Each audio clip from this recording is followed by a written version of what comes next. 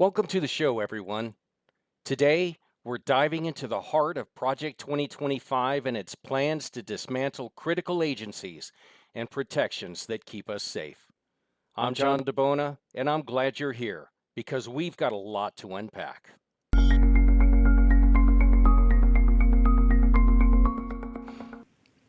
Joining us once again is our guest, Olga Makarova, a trusted expert in policy analysis who's been following Project 2025 closely. Olga, it's always a pleasure to have you on the show.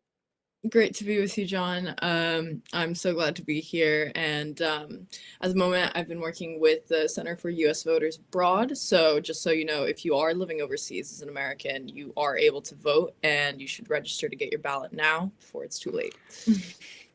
Today, we'll explore three key areas where Project 2025 is set to change the rules of the game: weather, food, and public health.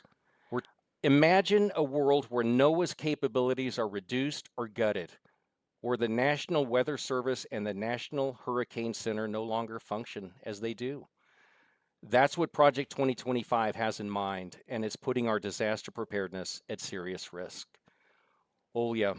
With hurricanes like Helene and Milton hitting harder and more frequently, can you walk us through the impact of dismantling NOAA and how would breaking up the organization affect our emergency response capabilities? Yeah, I mean, I think that these disasters have shown us just how devastating these policies could be. I mean, NOAA houses the National Weather Service, the National Hurricane Center, and what's outlined in Project 2025 is that these organizations should essentially be privatized. And, you know, there can be something said for the private sector, but when it comes to large coordinated response, I mean, this is exactly what we need the federal government for.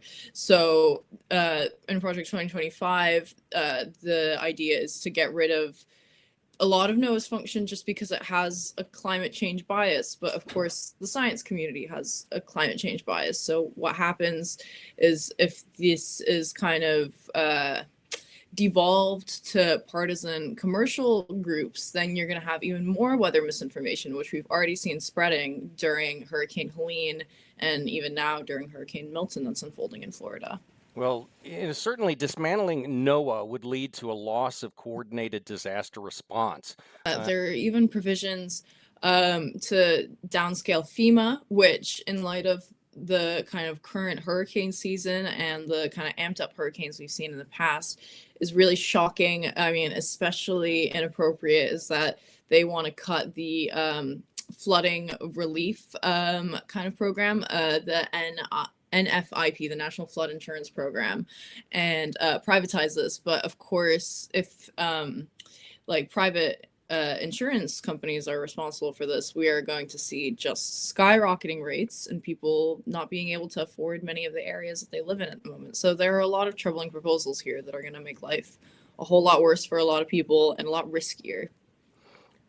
Oh my goodness! And did you see this vote? What was it last week? Where over 100 Republicans voted against FEMA funding, and now in light of both Helene and Milton, this just shows that they do not have their constituents' best interest in mind.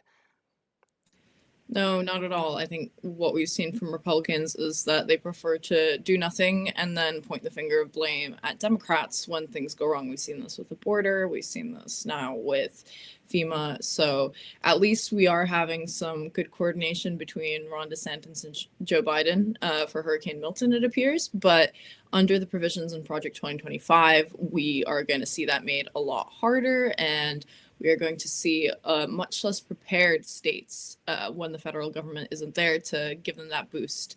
So, and another kind of unacknowledged issue is the data loss. When you break up these big government bodies, there is a lot of data that they collect, and when you devolve all that power to the states, there's a question of like who gets the data, who is organizing this data. And ultimately, you know, it might just seem like numbers, but like these are the numbers that we use to make sure our predictions for further storms are accurate. So there really are so many knock-on effects, and it's really concerning that this is the plan for a Trump presidency. Oh my, it's scary. There are a lot of conspiracy theories circulating right now. We're seeing some right-wing figures like Marjorie Taylor Greene and Alex Jones and others spreading claims about government weather manipulation. I mean, even suggesting that hurricanes are targeting Republican areas. Um, how do these narratives support the push to dismantle NOAA? Yeah, I mean, it's clear that both, obviously these are a precursor to dismantling NOAA because they have spread the ideas that, climate science has infiltrated our government. And, there are even quotes in Project 2025 about like NOAA being climate alarmist. And that's clearly one of the reasons they want to get rid of NOAA. But also, if the National Weather Service is commercialized and broken up, which is what's suggested in Project 2025, they point to AccuWeather as a model, which the CEO of AccuWeather came out and said, we're proud to be good at predicting the weather, but like we are not meant to replace the government. Um, when you have these private commercial businesses who are predicting the weather, it makes it it risks what we've seen with the general news, right, where there are separate ecosystems of Republican news, left-wing news, etc. That becoming the case with climate science. And when you have figures like Marjorie Taylor Greene and Alex Jones promoting these conspiracies, I mean, these people live in an alternate reality. They talk about like cloud seeding, which is like a very minor technique to try and essentially get rain to fall quicker, which like it's nowhere near on the scale that's needed to influence hurricanes. It's completely irrelevant. And there have been all these conspiracies after Hurricane Helene in North Carolina about Blackwater trying to access lithium deposits there, right? So that's, a load of nonsense. But if you don't have an official body that's telling you the climate science, which we've been told for years that rising sea surface temperatures make the water easier to evaporate into the atmosphere and then make it easier for storms to grow. And the same thing with warmer weather means the atmosphere can contain more moisture and it causes bigger storms. Like this isn't even super difficult science, right? But because there's been such a staunch history of climate change denial in the Republican Party, you're now getting these insane conspiracies about just irrelevant things. It's really frustrating to see it happen, and it's very clear that Project 2025 and its policies will enable that becoming more widespread in the future, especially as unfortunately storms get worse with climate change getting worse over the next few years and beyond. Misinformation that they're pushing just seems to undermine, or the goal seems to undermine public trust in agencies like FEMA, the Department of Mm. Homeland Security, the Department of Education. Um, it's a slippery slope, folks. Gutting NOAA's resources leaves us vulnerable during hurricanes and storms and feeds into a broader anti-science sentiment. When we come back after a break, we're going to look at this attack on our ability to stay informed and stay safe during natural disasters. When I ran for Congress, we flipped more Trump voters blue than any other congressional race in the country. We did this by calling out the GOP's lies and speaking truth against their $1 million attack ads. I've now partnered with Turn Left, and we're taking the fight to the extremists like Marge the Trainwreck Green, Ted Cruz, and Josh Hawley, to name a few. And I'm asking each and every one of you all to donate $25 today to the group that is absolutely helping to send these jackaloons packing. It's time to speak truth to power and turn left.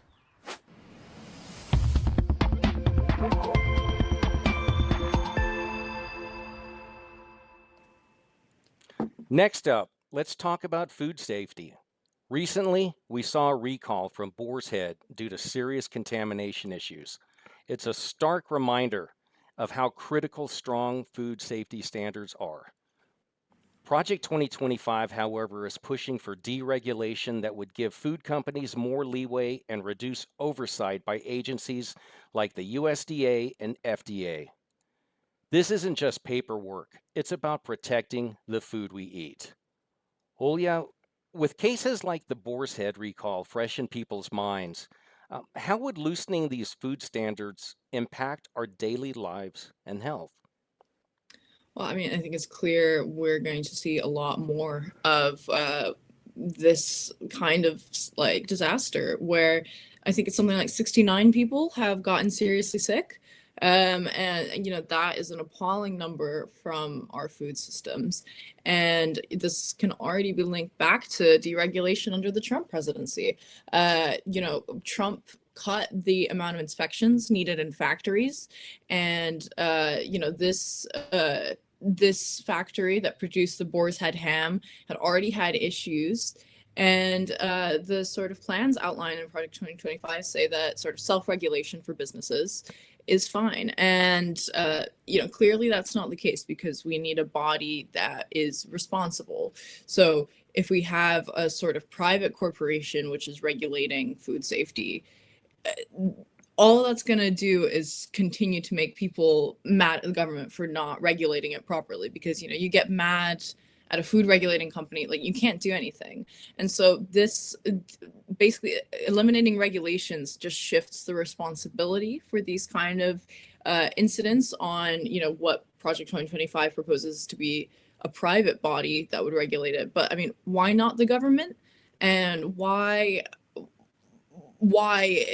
basically, if we are so concerned about health and safety as Republicans kind of claim they are, right? They talk about clean air, clean water often. Why should this be treated any differently? And so yeah, I think this is a scary path forward, especially for anyone who likes meat-based products. The truth is that all produce is probably going to be affected because, there are germs on food, right? You need everything to be processed correctly. So it's a troubling direction once again.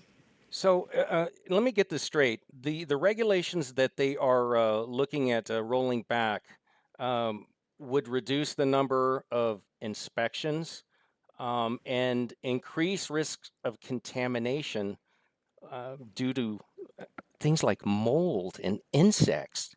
Exactly. So the Boar's Head factory had violated lots of federal regulations.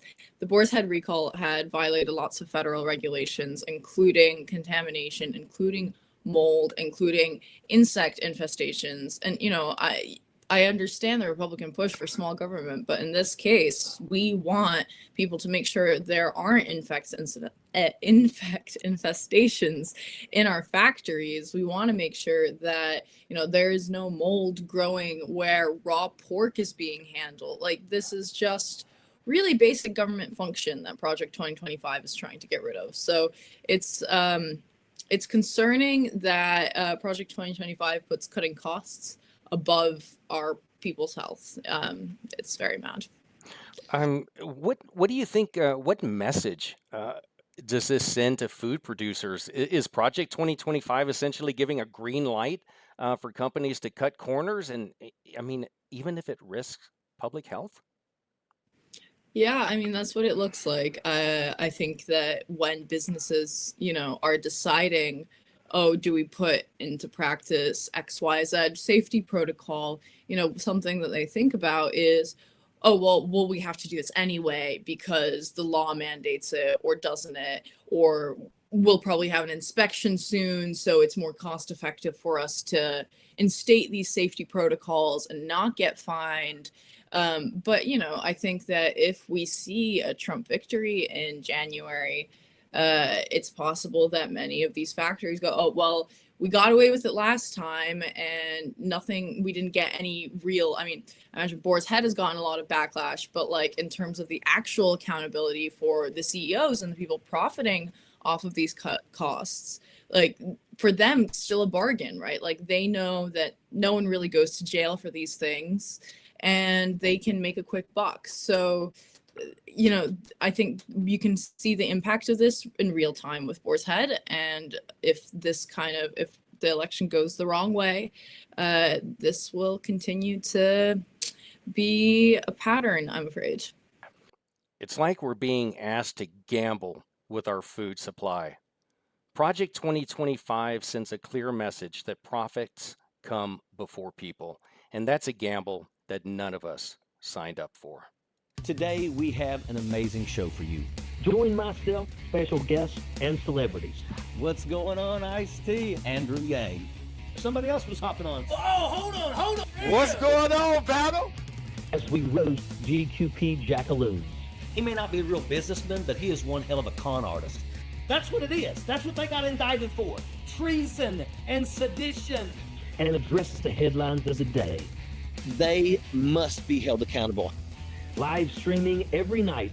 I got more time in a friggin' port in a friggin' combat zone than you probably got in the military. This is Ojeda Live. Our third focus today is public health and the standards or lack thereof around business safety. Recently, a chemical fire at a biolab facility in Georgia forced evacuations and put the community at serious risk. This was the third major incident at the same facility in 2 decades. Project 2025 pushes to remove so-called unnecessary regulations, which would make these kinds of accidents even more common. Olga, what kind of changes would Project 2025 make to safety standards in high-risk industries like labs? And can we expect more incidents like the biolab fire in Georgia? So, Project 2025 remains somewhat vague on how specifically it would cut safety standards. So, they do talk about reduced inspections, reduced oversight from the Environmental Protection Agency and OSHA.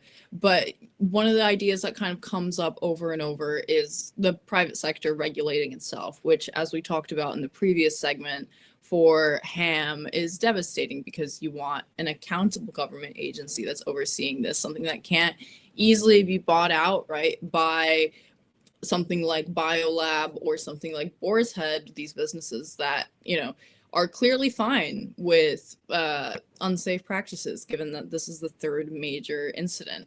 And, you see claims in Project 2025 that we want clean air and we want clean water, but reading between the lines and seeing the attitudes displayed by Republicans in response to many of these scandals, and honestly, often the complete silence, I think it becomes very clear that it's clean air and clean water for a few, but not for the sort of people who live next to a biolab or, these incredibly dangerous industries when they aren't properly regulated. And so I think that you just see a real willingness to leave many Americans behind in the policies that are outlined in Project 2025. And that leads us into our second question. You touched on this. What does this mean for communities living near these high-risk facilities?